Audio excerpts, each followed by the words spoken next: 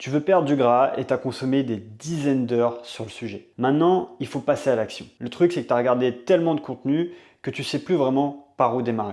Alors dans cette vidéo, je vais te donner les 4 étapes très simples par lesquelles tu peux commencer. Mais dans tous les cas, il faut passer à l'action maintenant. Très rapidement, si tu ne me connais pas, je m'appelle Olivier, je suis un passionné de muscu et ma spécialité c'est la recomposition corporelle, c'est-à-dire de perdre du gras et devenir plus musclé. En 2 ans, j'ai accompagné plus de 200 hommes dans cet objectif et aujourd'hui, je partage gratuitement mes stratégies pour que tu puisses toi aussi réussir ta transformation et éventuellement, si tu veux gagner du temps, faire appel à mes services. Alors la première étape pour bien démarrer, c'est de partir avec le bon état d'esprit. L'idée, c'est de devenir sec, mais c'est pas juste de devenir sec une semaine, c'est d'être sec toute sa vie jusqu'à la fin de ses jours. Donc si on veut faire ça, il ne s'agit pas juste de mettre en place des actions pendant 3 mois et puis après de revenir à ses vieilles habitudes. Si on veut mettre en place ce physique sur le long terme, eh bien il faut créer une nouvelle identité. Il faut devenir une nouvelle personne sur le long terme. Donc qu'est-ce que ça veut dire? Eh bien ça veut dire tout simplement prendre du plaisir dans sa routine au quotidien, prendre du plaisir à aller à la salle, préférer refuser un McDo ou un restaurant et manger chez soi parce qu'on sait qu'on va bien cuisiner.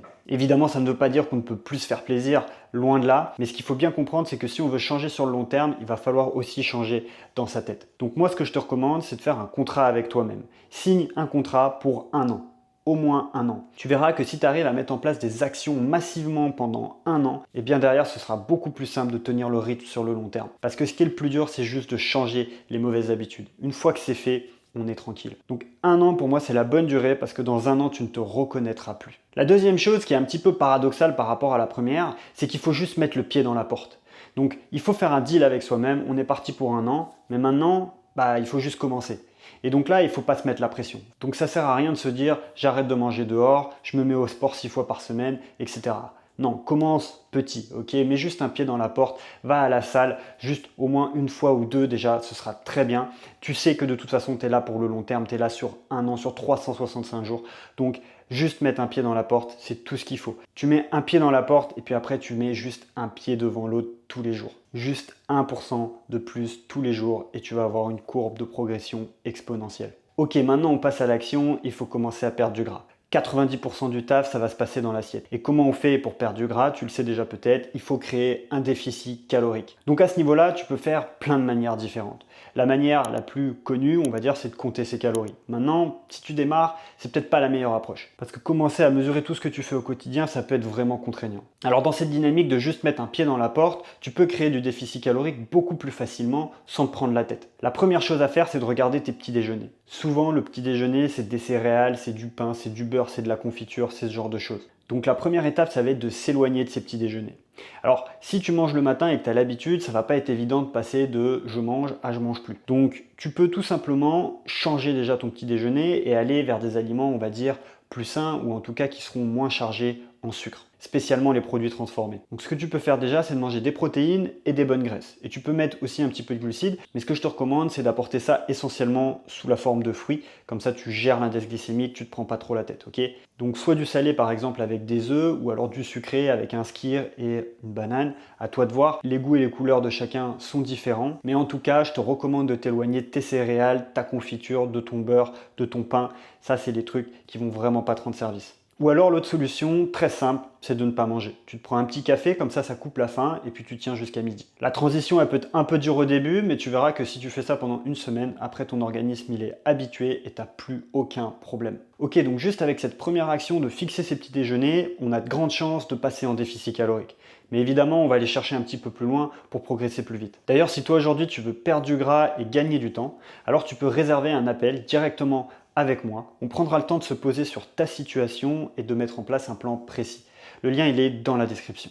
La deuxième chose qu'il va falloir mettre en place, du coup, c'est ces assiettes. Comment est-ce qu'on mange le midi et le soir? Alors moi, ce que je recommande et qui est très simple à mettre en place, c'est que quand tu construis tes assiettes, tu construis avec la moitié de l'assiette en légumes, le quart en glucides, le quart en protéines. C'est très visuel, c'est simple, tu n'as pas besoin de compter, tu n'as pas besoin de peser. Juste quand tu construis ton assiette, tu regardes qu'elle ressemble à peu près à ça. Pourquoi cette assiette elle est aussi efficace? Tout simplement parce que tu vas privilégier le volume alimentaire, c'est-à-dire d'avoir des bonnes grosses assiettes qui vont te remplir l'estomac, mais en même temps de ne pas apporter trop de calories. Une grosse assiette composée comme ça fait maximum 5 à 600 calories, suivant les sauces que tu mets. Donc tu fais ça 2 fois par jour, plus les petits déjeuners. Donc si tu as mis en place ces deux choses, tu as de grandes chances d'être en déficit calorique. La dernière chose sur laquelle il faut faire attention, c'est le grignotage. Tu peux te faire un snack dans la journée, par exemple une collation à 16 heures, mais évite de manger vraiment entre les repas, parce que ça va t'apporter beaucoup de calories en plus, ça va te faire des pics de glycémie constamment dans la journée, et là tu vas vraiment t'éloigner de ton objectif.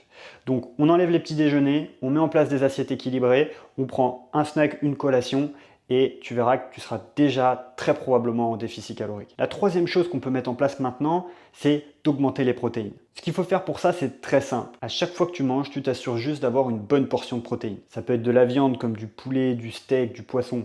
Ça peut être des œufs, ça peut être du skyr, ça peut être du jambon, ça peut être des légumineuses, ça peut être vraiment plein de choses différentes. Juste assure-toi d'avoir une bonne source de protéines à chacun de tes repas. Ok, donc là on a mis vraiment en place une très bonne base. Tu es probablement en déficit calorique, en plus de ça tu as les bonnes protéines qu'il te faut pour la masse musculaire, pour l'énergie, pour la satiété, donc on est bon. Maintenant, on va pouvoir marquer encore plus ce déficit calorique grâce au dernier levier qui est le sport. Et ouais, je te parle du sport en tout dernier, on a tendance à le mettre en premier, mais vraiment le sport c'est le truc qui arrive tout à la fin. Donc la première chose à faire évidemment, c'est de soulever à la salle, c'est de faire du muscle. On ne veut pas être moins musclé une fois qu'on a perdu du gras. On va juste se sentir flasque et on va pas vraiment se sentir bien visuellement. Même physiquement au niveau de l'énergie, ce sera pas idéal. Donc faire de la muscu c'est vraiment primordial. Tu verras que non seulement tu vas prendre du muscle, mais surtout tu auras l'aspect esthétique, l'aspect galbé, l'aspect bien dans ta peau que tu recherches. Et le deuxième levier, très simple aussi à mettre en place, qui demande peut-être un petit peu plus d'organisation au quotidien, c'est tout simplement de marcher. Moi, je te recommande de marcher 10 000 pas par jour. Okay, tu prends ton téléphone, tu as une application de comptage sur tous les téléphones aujourd'hui, tu as juste à avoir ton téléphone dans ta poche et tu t'assures de passer les 10 000 steps par jour. Au début, quand tu vas commencer à regarder, tu seras peut-être à 2 000 pas par jour. Ok, c'est pas grave. Augmente tranquillement, 3 000, 4 000, 5 000. Ce que tu peux faire pour ça, c'est très simple. Simplement te garer un petit peu plus loin quand tu vas faire les courses. Se garer un petit peu plus loin du taf, pareil. Ou alors tout simplement aller au travail à pied. Ça peut être tout simplement d'aller à la salle, de marcher sur un tapis pendant 30 à 40 minutes et de se regarder une série. Ou alors même de faire ça chez soi. Vraiment, c'est très facile d'atteindre les 10 000 pas par jour quand on s'organise. Le hack ultime pour ça, si tu travailles chez toi, c'est de s'acheter un bureau assis debout et tu te prends un tapis de marche que tu mets sous le bureau. Comme ça, tu peux travailler en marchant et là, tu peux facilement faire 15 000 voire 20 000 pas par jour. Ce que je te recommande de faire avec les pas, c'est de démarrer petit. Vise déjà les 10 000 pas par jour, tu vas commencer à perdre du poids comme ça, tu verras, sur plusieurs semaines, peut-être même plusieurs mois. Et quand tu commences à arriver sur un plateau, eh bien tout simplement, tu augmentes le nombre de pas. Okay, comme ça, tu te gardes un petit peu de pas en réserve. Ça ne sert à rien d'être à 15 000 pas dès le début. Commence petit, grimpe petit à petit et tu verras que d'ici la fin de l'année, ce sera une seconde nature pour toi de marcher entre 10 et 15 000 pas par jour. Juste avant de te quitter, je te rappelle que si tu veux perdre du gras, construire un physique sec, musclé dans lequel tu te sens bien, eh bien tu peux tout simplement réserver un appel directement avec moi. On prendra le temps de se poser sur ta situation et de mettre un plan précis en place. Le lien il est dans la description. Je te remercie d'avoir visionné, j'espère que ça t'aura aidé. Maintenant, tu as juste à passer à l'action, je compte sur toi et je te dis à très vite. Ciao!